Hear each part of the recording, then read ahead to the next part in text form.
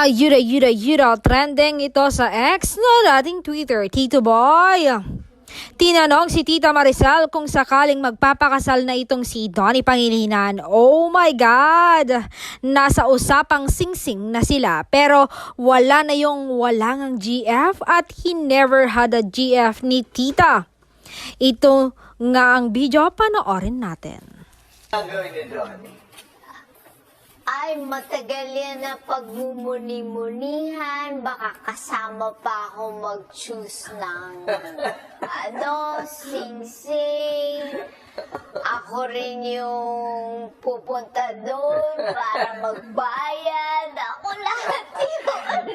Pero hindi ito yung tipo Hindi na niya ako susurpresa. isusurpresa ganito.